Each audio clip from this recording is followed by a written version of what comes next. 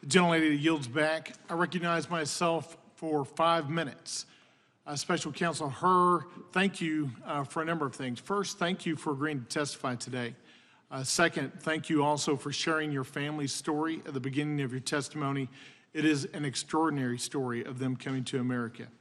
Third, let me also thank you for your in-depth investigation and your detailed report, and generally for your service as special counsel. It's not something that I think many people would look for, and certainly comes with a lot of burden. So thank you for your work. In your opening statement, you described your investigation as, quote, thorough and independent, and I agree with that. One where you attempted to give, quote, rigorous and detailed analysis. I also agree with that.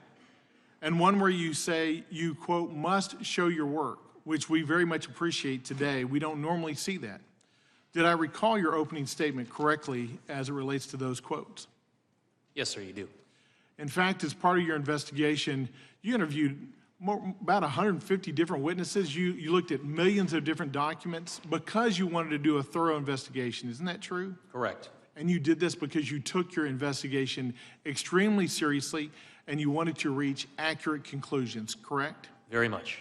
Then let's review some of your specific findings regarding the issues pertaining to competency and mental capacity of President Biden. Because as you say, this is very important to whether or not there was criminal willful intent. As you can see, I've set forth a number of different quotes up here on this board that I've prepared, some of which I'll read to you. Page 5, you say Mr. Biden's, quote, Mr. Biden's memory was significantly limited. Then again on page 6, you say Mr. Biden would likely present himself to a jury as a sympathetic, well-meaning, elderly man with a poor memory. Then on page 207, you say Mr. Biden's memory also appeared to have significant limitations. And then again on page 208, he did not remember when he was vice president, and he did not remember even within several years when his son Beau died. You finally make the statement on page 248, quote, for these jurors, Mr. Biden's apparent lapses and failures in February and April 2017 will likely appear consistent with the diminished capacities and faulty memory he showed.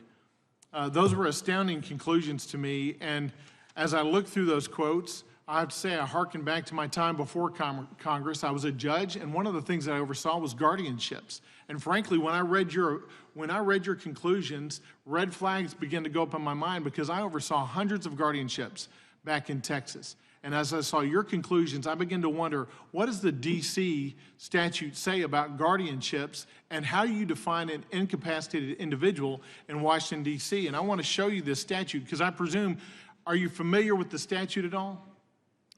I am not, Congressman. So I didn't think that you'd probably reviewed that. So let me just read to you some of these, some of the definitions here.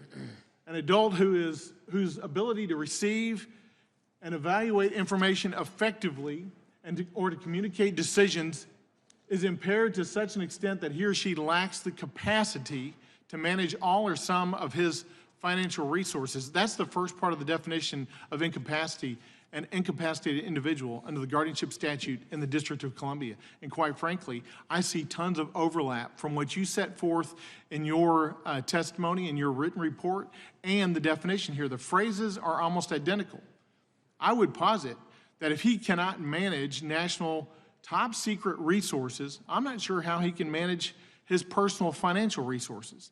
And given your report's findings that his memory was, quote, significantly limited, and that he is a person with, quote, diminished faculties, and with, quote, faulty memory, it makes me wonder how close he is coming to meeting this definition of an incapacitated individual, such that he should have a guardian appointed by the D.C. courts for his personhood. There is at least, I believe, a prima facie argument to say that there is substantial evidence to indicate such. And you mentioned it's not just what you've written in the report, but it was the demeanor of President Biden as you interviewed him. I'll say in conclusion, whether he does or does not meet this definition, I believe your findings raise significant concerns about his current fitness for the office of the president, and certainly his fitness going forward in the future. And I appreciate the fact that you were brazen enough to raise this issue in this report because you knew this would be significant in your findings, but you did so based on a very significant, very detailed, very thorough, independent report, and I praise you for that, doing your duty in such a way. Thank you, Special Counsel. I yield back. Gentleman yields back. Mr. Hur, we have votes